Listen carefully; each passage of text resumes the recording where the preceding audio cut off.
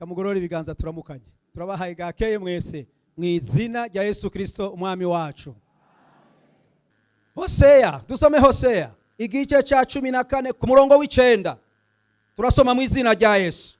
Ninde z'ubwenge natahura ibi, ninde w'umuhanga nabimenye, kuko inzira z'Uhoraho ari ziroranye, kandi abagororotsi nibo bazogira gute? Ariko abacumura ngo bazogira gute? Reka bazozigwamo tubareke. Twivugire abagororotsi. Bavuze ibintu by'inzira. Namye ejo mwijoro nicara ndiko ndiyumvira ikintu Imana ishira mu mutima wanje, ni Imana mpijambo rindi kugira ngo njane harya, numva Imana isuye kunkangura dusubire kwibukanya ivy'iyi nzira. Mbega turi mu rugendo? Ni bande bavyemera ko turi mu rugendo? Aha hano dushitse naho tuzi, ariko dufise iyo twavuye, dufise niyo turiko turaja. Kandi ndashima Imana kuko Bibiliya ivuga ngo Yesu niki? Yesu ni nzira, ukuri niki? Aha rero dufise Yesu, dufise inzira. Dufise inzira. Ngomba rero twibukanye ivy'iyi nzira. Ngo inzira z'Uhoraho ziragororotse. Muntu w'Imana uri hano, inzira z'Uhoraho ziragororotse, kandi abantu bazoyicamwo iyo nzira. Nagomba ndakwibutsa, abazoyicamwo iyo nzira n'abagororotsi gusa. N'abagororotsi gusa. Ariko umuntu azogerageza kwicamwa acumura ntibikunda. Bibiliya ivuze ngo azoyigwamwo. Ariko nagomba ndemesha umugororotsi ari hano, turi mu nzira, kandi nituzi ko uyu munsi ishobora kurangira, nituzi ko ejo ishobora kurangira, ariko cyo tuzi ko turi mu nzira tuzorangira twinjira mu ijuru, Imana nihabwa icyubahiro. Inzira z'Uhoraho ziragororotse. Umuntu wese agomba kwicamo, tugomba turaba ibintu bimwe bimwe bituma umugororotsi ayicamwo, bituma umugororotsi izomworohera. Hari abagabo bamwe bigeze guca muri iyo nzira b'abanyabyaha. Reka ndabasome gatoya kwanza mu Barabi. Kuvayo abantu b'abanyabyaha barigeze kugerageza ngo bayicemwo, mugabira bananira kuko ni inzira igumye. Kuvayo 14 murongo wa 15 tugeze kuri 20, tuja kuri 24 25. Kuvayo 14:15 Uhoraho abaza Mose ati niki gitumye ntakira? Barira Abisirayeli bakomeze bagende. Nawe umanika inkoni yawe, uramvura ukuboko hejuru ikiyaga, ugitandukanya Abisirayeli bace hagati mu kiyaga nko ku musozi. Nanje raba ndakomantaza imitima y'Abanyegiputa, nabo bahace babakurikire, maze mbona twene kwihesha icubahiro kuri Farao no ku ngabo ziwe zose, no ku mikogote yiwe, no kubagendera ku mafarasi biwe. Banyegiputa niho bazomenya yuko nduhoraho, ninamara kwihesha icubahiro kuri Farao no ku mikogote yiwe, no kubagendera ku mafarasi biwe. Maze umumarayika w'Uhoraho abagenda imbere, avayo agaruka inyuma yabo. Ya nkingi y'igicu iva imbere yabo, iraza ihagarara inyuma yabo, ija hagati y'ingabo z'Abanyegiputa n'iz'Abisirayeli. Ku ruhande rwa bamwe hubikiza igicu, hacura umwiza, ku ruhande rw'abandi haba umuco wo kubonesha mu ijoro, ntibaruha begerana iryo joro byose. Imana nitugirire neza. 24 Nuko mu gicugu ca nyuma Uhoraho acishiriza ari ku nkingi y'umuriro n'igicu, arunguruka ingabo z'Abanyegiputa, azica ivutu, atuma amagurudumu y'imikogote yabo afatana, ntiyabagikwega neza. Maze Abanyegiputa baravugana batenda, duhunge tureka Abisirayeli, kuko Uhoraho abatabara ari wagira gute? Amina. Iyi nzira nta munyabyaha azoyicamo. Cewe niyumviriye Farao yafashwe n'ibiki mu mutwe wiwe. Wowe urashobora kubona ikiyaga cigabuye kumwe kubiri ntunatinye, uvuga ati karabaye ibi bintu nibiki? Yumva ko inzira Imana iciye Abisirayeli ko na Farao ashobora kutamwo. Farao arapfa kuhuruduka. Imana ibwira Mose ati reka wowe shishikara urugendo rwo kwiyinzira nije nayitaburiye mwebwe abagororotsi, nayitaburiye mwebwe mwubaha Imana, nayitaburiye mwebwe murondera Imana. Iyi nzira Farawo arapfa gucokerayo, yinjira mu nzira atazi uwatoboye uwo ari we. Yewe mugororotsi, iyi nzira y'Uhoraho abagororotsi bazoyicamo, tuzoyicamo. Ariko umuntu acumura ntibikunda. Imana ibwira Mose ati, Mose shishikara, Mose shishikara. Bibiri ivuga ngo hacaza umumarayika. Burya muri iyi nzira turimo ntituri twenyene. Imana yarateguye, irategura abamarayika, igategura abatuja imbere, igategura abaturongora. Mose abwirwa n'Imana ati, humura, ifata umumarayika imushira imbere, imushira imbere.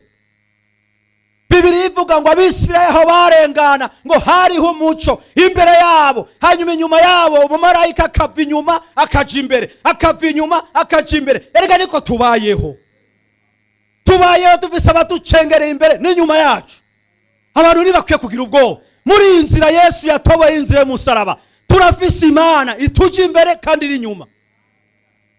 Ngo ari imbere bakabona umuco, yabi inyuma abanyegiputa bakabona umwijima. Kubera iki? Kuko ari inzira y'umugororotsi.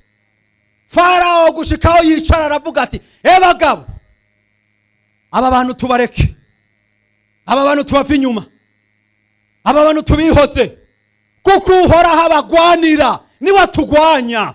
Erega Uhoraho atugwanira niwe agwanya n'abapagani batugwanya. Uhoraho atugwanira niwe agwanya n'abatwanka, kuko turi mu nzira y'Uhoraho. Hari abantu bafise ubwoba. Je nabwiye abantu ntimugira ubwoba bwiki, je ko ndi mu nzira y'Uhoraho. N'umunsi nzoja mu ijuru nituzopfa giturumbuka. Imana ishimwe ko yazigamye pasi. Namubwiye pasi, nushobora kuja mu ijuru itabitubariye. Eka nabajije ati, wa mukenyezi hari ico warosa teka n'ibintu gusa sa gupfa kuhoma ko gusa kubitako azi ngo hari ico ariko arakora. Ariko hari umumarayika ari hagati yacu nabo. None ijya modoka yawe ni blende, uratubwira ko ari blende basi tufume tubimenye. Si yamba si gwaru barwa ni janjanja y'abajaponi.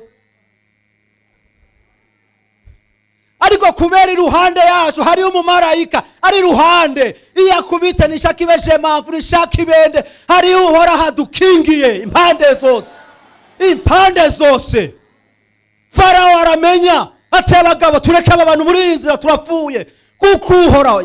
Yemwe Bibiri iravuga neza ngo Imana ngo irarunguruka mu idirisha, mbe yinjiyemo ngo ikikubita amaso ngo acahinduka fureyame, bagakwega wapi, kumbe yacungisha ijisho indani mu magurudumu hafashwe. Ntibari busubira inyuma, ntibari buja imbere, igurudumu zafashwe. Gushikaho Farawo yahishurirwa ati, Imana muriko murarondera niyiriko iratugwanya, va inyuma y'aba bantu, bazotuva inyuma. None ko badusanze mu nzira, badusanze mu nzira, kandi usanze mu nzira urabihanirwa. Igihe nari ndongoye buribwirize bwo mu Gahahe, haraje abantu b'abarozi, baca baravuga ngo kajya kagabo ngo nukukica kagapfa. Turakagabo twebwe ingabo. Baca banzanira ubuhanuzi ngo hadutse inzoka yanduka mu cumba ciwanje ngo irandya ndapfa, ngo hari umuntu yahigiye kutegerezwa gupfa. Hanyuma muri iryo joro ndaryama ndarota. Aha rero ndakunda mpwemu yera. Mpwemu yera arakabarotesha. Muze murarota pana kuva turagenda nk'abapagani, twe turabantu b'Imana, dufise Imana, turarana nayo tukagendana nayo tukirigwana nayo. Nza mbona umugabo muremure ansanze mu ndoto njyana ngo hariho abantu bahize, ngo ngira ndagutereka ahantu. Icyo Imana ikahadutereka. Ngira ndagutereka ahantu umuntu wese azogusanga aho hantu azoca ba electrocute, ngo azoca apfa. Nanje simenye n'ivyo ari byo. mbona banteruye banjanye mu kiyaga bandibika indani hagati mu kiyaga. Muri ico kiyaga mbona bashizeho amapoto electric iruhande yanje hirya no hino, ngo umuntu azosatira akagusanga aha arapfuye. Fokuza murashiraho amaperimetre ahantu batarenga. Ngo naenda roti inka zinyica, uri hehe wewe? Zizokumara. Ifoko zimenya yuko hari ahantu ntarengwa, kuko turi mu nzira y'Uhoraho. Ewe ndi mu bibone, uyu munsi nagomba kurara yo sinarara. Mu gitondo baca bantuma ko ikiyabu mu bubwiriza kitobora amanjanja. Je sinari bwabona inyaba itobora amanjanja. Ikitobora plafond yo muri toilette, ikirinjira no mu cyumba canje, ironona ibintu byose mu cyumba. Mugabo ntiyashika ku gitanda canje, nsanga uko nagishashe niko kiri.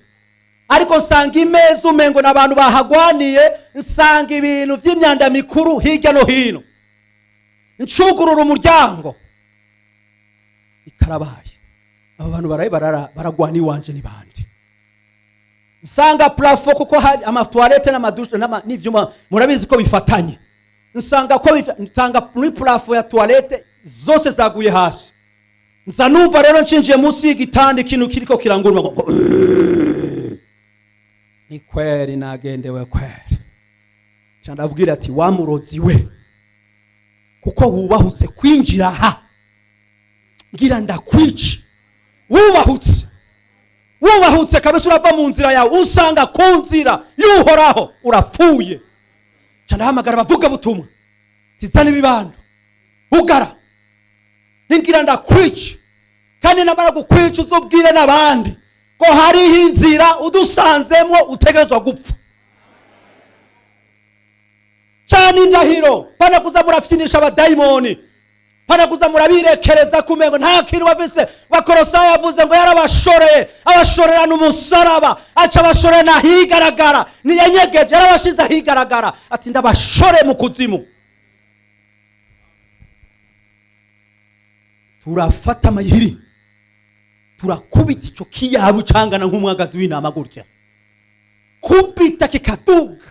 Turabomora mayiri noire, turabomora amatoilette à siège, turabomora ikintu cyose twahura nabo. Barabavuga butumwa biwanje bagera kuri 3, kubita inyabira nka gupfa, ikaduga hejuru ngo idusange, ariko bikanga. Tukamena umugongo, tukamena umutwe, bikanga.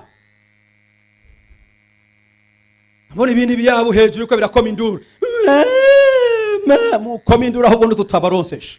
Namwe twoberetse turakubita gushikaho gipfa. Turazana baritira 3, turadomeka kiranka gusha ngo gihere. Turasubira izindi litiro 2, turadomeka kiragera ahantu kiratokombera. Tumaze kuja kugihamba ahantu nza numva umugabo umwe araje. Hey mugabo, ngo ni wowe numvise ngo watwiciye umuntu.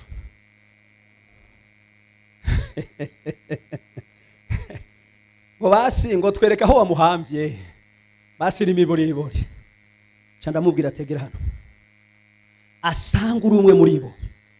Tugomba tukubwire ko muri Kristo ntibafyina.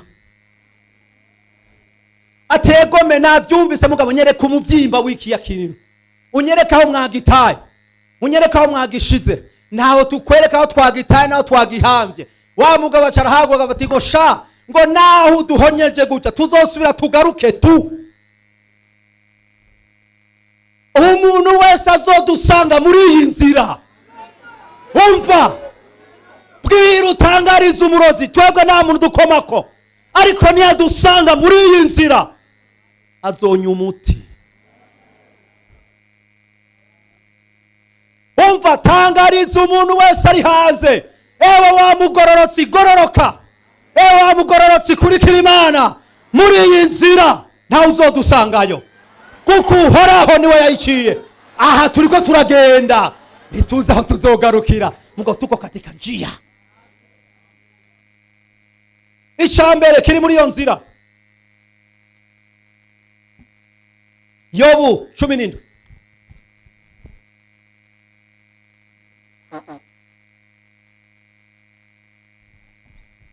Yobu 17.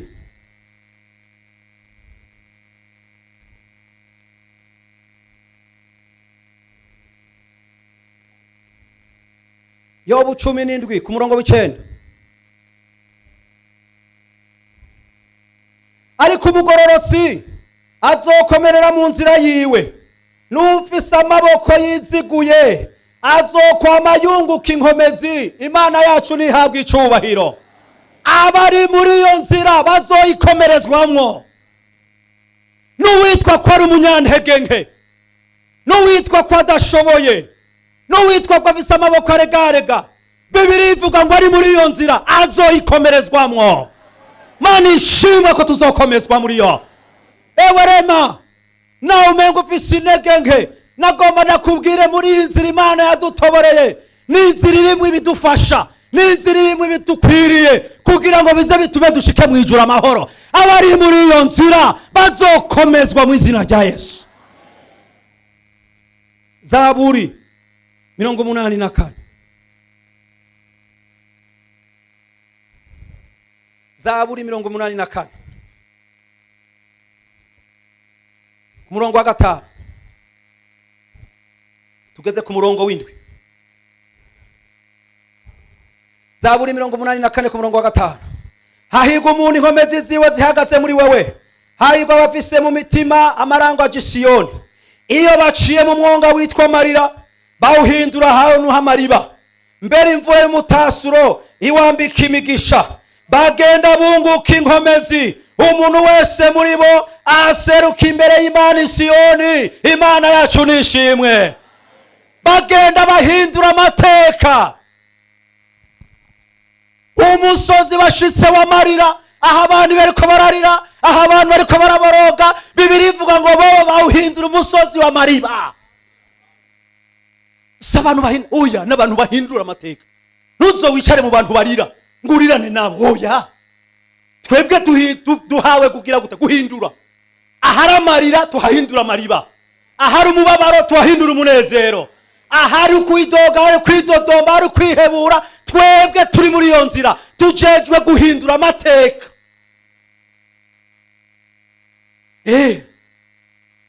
Ngo bagenda bunguka inkomezi uko bukeye uko bwije, gushika bazoshika Siyoni ku mugwa w'Uhoraho.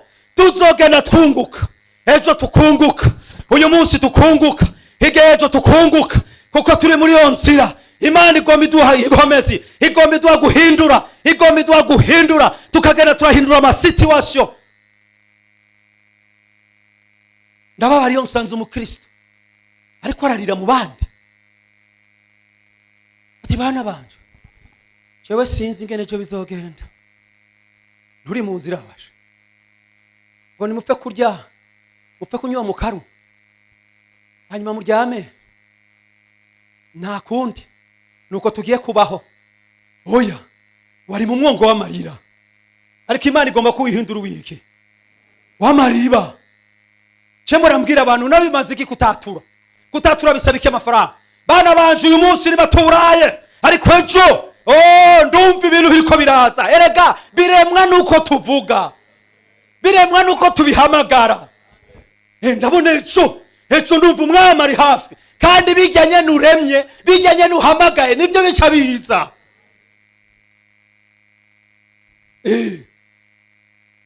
Mvutse ni kugatwe kanje nta Imana mafera betu, nta mafaranga mfise, ndiko navuga ngo ariko ndagenda nabwo mugabo ndaremye.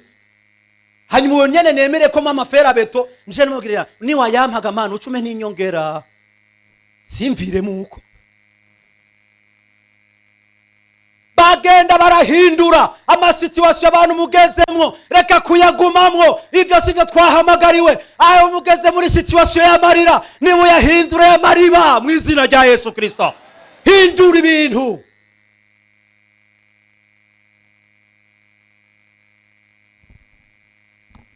Reka turabe ikindi. Usome haje Imigani igice c'10.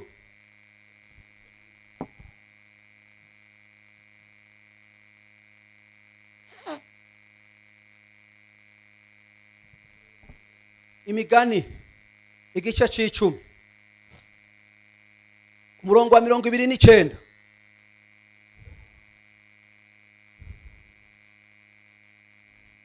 Imigani igice c'icumi ku murongo wa 29. Inzira y'Uhoraho ni igihome gikingira umugororotsi, ariko n'amahonero kubakora ibyo kugabitanya. Imana nimutugirire neza. Inzira y'Uhoraho, aha turiko turagenda dufise igihome, igihome kidukingiriye. Ntukagira ubwoba, ntugahagarika umutima. Dufise igihome muri iyo nzira. Yaramaze kubaka amabloke, yaramaze kubaka impome zidukingiriye. Nawe uri kuragenda, naho uryamye, umenye ko hejuru yaho uryamye hari igihome hejuru yawe. Nimba uri kuragenda mwibarabara, hari igihome hejuru yawe. Nimba uri kurakora ibikorwa, hari igihome hejuru yawe. Unaricara ati ngo hari umurozi ngo aratubangamiye kwere, yaragushikiriye. Reka nabwira nagiye ahantu havuga kuvuga ubutumwa ejo bundi, nibuka intahimwe. Hamwe inkomezi, hamwe ishengero ritogaruka mu bushobozi bwayo, turi abantu ba mbere bagowe. Hamwe tutogaruka mu kibanza cacu, nguhora hatubera igihome muri iyi nzira. Haji iwacu mu bubwiriza harigeze kuba ikintu, ico kintu caranezerewe. Kandi ndababwiraga abantu b'Imana, muragahora musenga, muragahora murondera Imana. Imana yacu ni nziza, iraryoshe. Iyi tugaburiye shetani mu maboko yacu, shabiranjohera ngumva ndaduza ikintu mu mutima kwere. Hari ku munsi w'Imana nk'uko aha basenga, nasubiye kuvyibuka. Hanyuma hari bagomba hamwe, pastor avuze ati ngo umwe nasenge indirimbo ya Rusanga iheze. Hanyuma pastor abwira ati umwe nasenga Imana. Mugabo uyo mugabo yasenze Imana yari yaraye ahantu, murakarara aho hantu ubasha.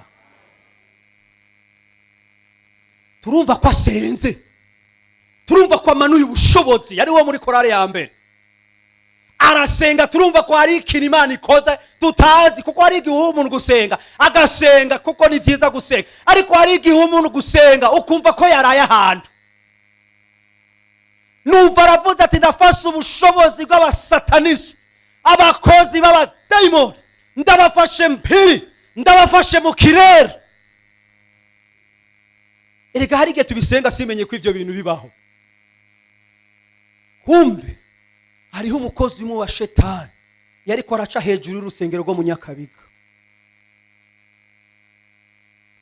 Arahaca ahashitse, ahurirana n'ubwo bushobozi. Ubwo bushobozi buramumanura mpaka kwikaburimbo. Tuza tubona umuntu aje ameze gutyo, ariko arinjira mu rusengero yambaye ibikanzu vyera, yambaye n'ikindi ku mutwe, yikingiye, ariko ameze nk'umufungwa. Ariko aragenda gutyo, arinjirana hariya. Abantu bamubonye hari inyuma ati kwa jina la Yesu shetani anaingia. Urasa ba Pentecote, sinzi ko bari inkomezi, sinzi ko ari ubwoba. Kwa jina la Yesu shetani. Kumbe nawe n'umufungwa yafashwe. Mbona ba protokoli bizi ibintu vy'igisirikare barahagurutse, kuko twari tuzi ngo n'umuheri shababu yinjiye. None uwo muntu mwari mwabone yinjira mu rusengero, mbona barage baramusaka, barasaka, bararaba ko ata grenade yo bafise cyangwa ikintu yitwaje, barabura. Babuze aterega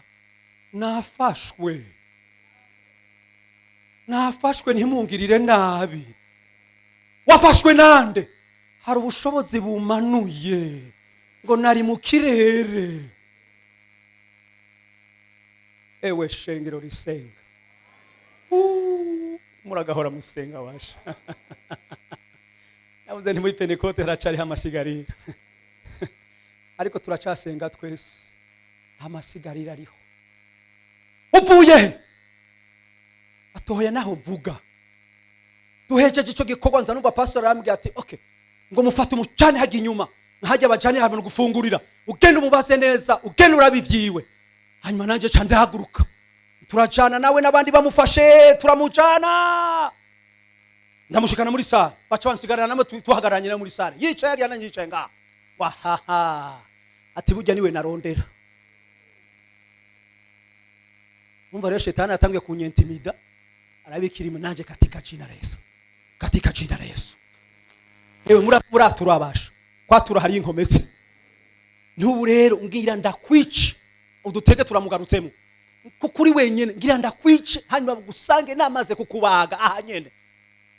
Ni nanje ngira ndakwereke ko mfise Imana. Ubu nyene tugira duhigure turi aba babiri. Uyu munsi uramenya ko mu Bisirayeli, uyu munsi uramenya ko muri Pentekote hano hari Imana iri hejuru y'Imana. Uyu munsi wewe Imana yakutubagisha. Acaranda bati kweri nafashwe kweri. Ngo nawe uri umwe unteye ubwoba gutyo, uri umwe. Uvuye wazananye nahe? Ati je naringiye kuri Prince Resha. Ari gikorwa naringiye gukora muri maternité. Ngo ari ku bushobozi ngo buri hano. Ewe Cibitoke ni hamanuka ubushobozi, ni habeho ubushobozi. Ikirere kimenye ko ari ubushobozi, atari ku bushobozi buri hano bwamfashe. Atumva namanitse amaboko aha twicana agerageze gufyonda isentire yanje. Iyi buto ituma ngurukuku, iyi naye gatuma ngurukuku, iyi naye gatuma ngenduku. None zose aha turi babi nageragaje gufyonda ariko zasi candagenda rafata ujya mukanda ndawukura mu munda yiwe, ndawitegereza nsanga intoboro nkandwi zifise binafyondera ko atiyo nafyonda nkagurukuku, iyo nafyonda ndagushikiriye ugatubwenge, iyi nayifyonda ndakugoma amahera nawe utayafise ukayagurana. Izi zose none nazifyonze nta nimwe ikora. Ewe hahantu, ewe hahantu. Urambabazi uri mu ntegenke, urambabazi iyo bikugoye. Ishari kuba tukagwa muri iyo nzira, muri iyo nzira ni gihome. Hari ahantu Shetani atarenga kuko ari gihome. Ati ngoriki tihane ngiye kumukura igitambara cyo mu mutwe, nsanga afise ibitambara bigera hari, afise umushatsi nk'uw'abagore. Umunsi umwe irende umanuka gushika canarondera isizo, ndawukata wose ndagerekaho. Ndahamagara umuhungu yitwa Martin umugenzi wanje. He bagabo ingo tubanze tuje kubiturira kwanza uyu mushatsi nituzi carico. Tugize ngo turagiye kukubita petrol, yemwe waraturitse nk'ibombe. Ngurukira ngaharya mugenzanje agurukira hariye kubera ingene yaturitse, tutari tuzi bituritse ibyari byo. Mugabo Imana iradukinge naco twabaye, mugabo irasha. Tuca turamubaza ati none wewe aka kazi ukora kuva ryara? Taka kazi nkora mfise mama yamvyaye na data yamvyaye bose n'abapanekoti mu Kayanza, ariko barabantumye ngo ndabakureho biranga. Nagera muhira mfise ibikoresho ngo ndabagiture ngasanga nuruzi gusa. Ewe bushobozi bw'Imana, ewe bushobozi bw'Imana. Ndabifuriza kuba muri iki gihome. Hanyuma ndamubwira ati kuva uyu munsi urafungura. Aravuga ati nibishoboka ko mfungura. Ati twebwe tunywa amaraso y'inzoya, nicyo tujejwe. Nta mfungurwa ziranshika mu kanwa kuva ntangu y'aka kazi.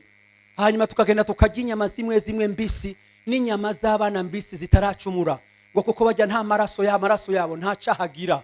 Ajya amaraso yabo turayanywa atakibazo, kandi tukarya n'inyama zabo atakibazo. Ati mumpaye ibiharage ncamfa.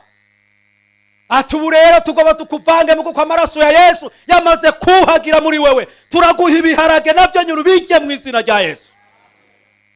Naragize amagoko, turagenda turateka ibiharage. Ibintu niboneye n'amaso yanje uku.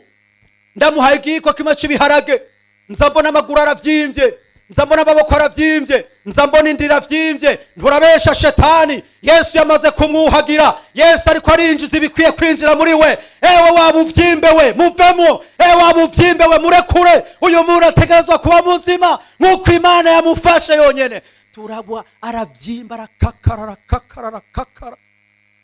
gushikaho twese tugira ubwoba tuzi ngo araturitse. Ariko hamwe no gusenga tugenda tubona agenda aregerana, arasubira aregerana amaboko, arasubira aregerana amaguru, arasubira avyimbuka.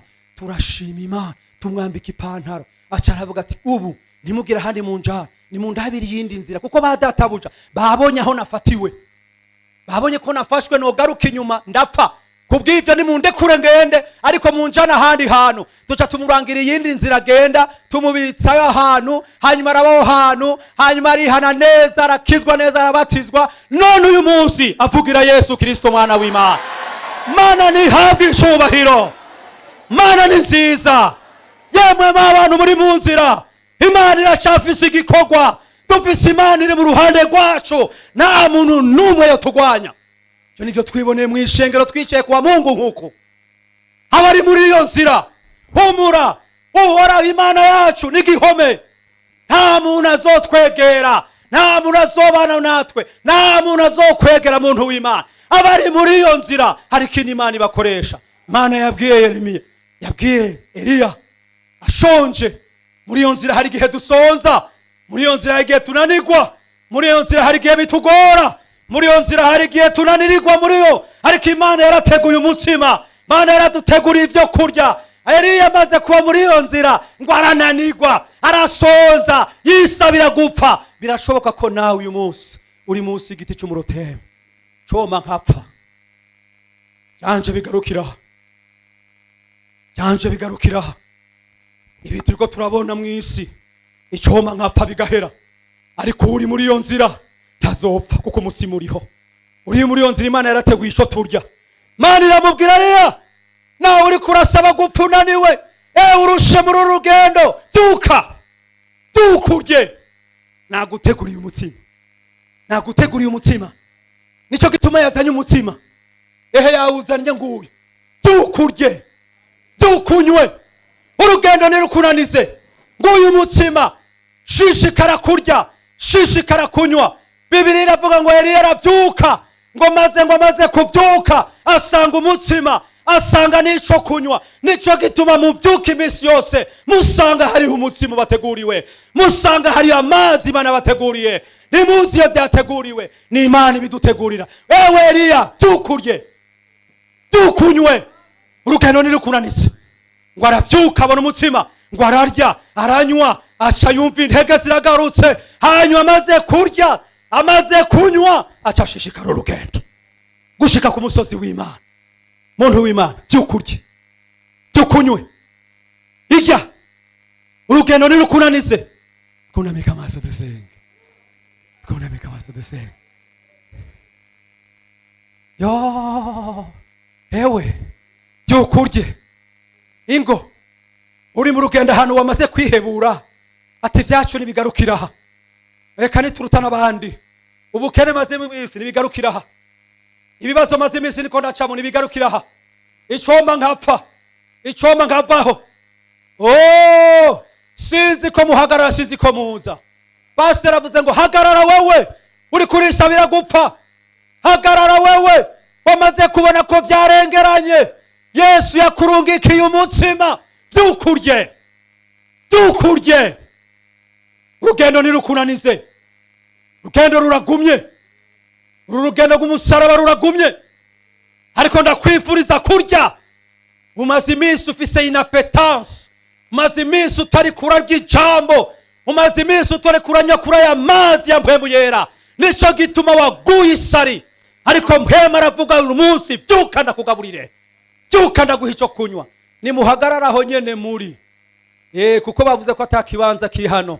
Dusaba umuvyeyi wa hano yegegwe hano, abashire mu maboko y'Imana. Wewe umaze iminsi uguye isari, umaze iminsi uguye isari. Mpwemu aravuze ngo byuka urye, byuka unywe. Urugendo nirukunanire, urugendo ni rurerure, rukiri imbere yacu ni rurerure. Reka Mpwemu akugaburire, shire mu maboko y'Imana. Amen, amen. Mana Data wa twese uri mu ijuru, turagushimiye iki gitondo, turagushimiye ko wakoranije ishengero ryawe Mana, warikuye hirya no hino. Wabwiye umusavyi wawe Mose ngo nkoraniriza abantu banje, ndabacurira amajambo, ndabigishe kunyubaha, imisi yose bazaba bakiriho. Turagushima Mana kutugendeye, turagushimiye amajambo yawe uducuriye, turagushimiye Mwami wongeye kutwereka iyi nzira. iyi nzira turimwo, uru rugendo turimwo, turiko tuja mw'ijuru, ko ari inzira nziza, ko ari inzira igororotse, ko ari inzira tuzigamigwamwo, ko ataco dutera ubwoba, kuri igihome kidukingira, kuri umugabisha utugwanirira. Mana urakoze, turabigushimiye. Muri iyi nzira wamuduteguriye ibiduhembura, wamuduteguriye ibyo kurya, wamuduteguriye amazi, kugira ngo ntitugwe isari nk'uko abikoreye Eliya, niko n'uyu munsi ubikoreye iri shengero rya hano ryakoranye imbere yawe Mana, kugira ngo tubandanye inzira kandi tuyibandanye tugororotse, twezwa ko bukeye uko bwije. Muri iyi nzira hari abo bigora, bagakikama, bagahusha inzira, bagacumura. Mwami, muri iyi nzira turagushima ko weza ukeza imitima, turagushima muri iyi nzira ko wongera gufata ukuboko abazimiye n'abatemvye, ukabavyura, ukabazimurura. Ushimwe Mana, girira neza abantu bawe, n'aba bantu bose ari imbere yawe, baragomba kubayobora muri iyi nzira, n'ivyabagoye navyo baragomba imbabazi, maze babandanye inzira. Turasavye imbabazi kubo vyagoye, turasavye imbabazi ku bari barazimiye, turasavye imbabazi ku bari barahuvye, bagata inzira yawe, bakaja mu ntege nke, bakaja mu itagira ikimazi. Satani akabakatisha, abajanye mu rupfu ngo bazogwe muri iyi nzira, kandi ari inzira yo gukiriramwo. Bagirira imbabazi Mana, turasavye imbabazi z'Imana, zongere zitwikira abasavyi bawe, zongere zitwikira aba bantu. Urakoze kuvyumvise, tubisavye mu izina rya Yesu Kristo umwami wacu, amen.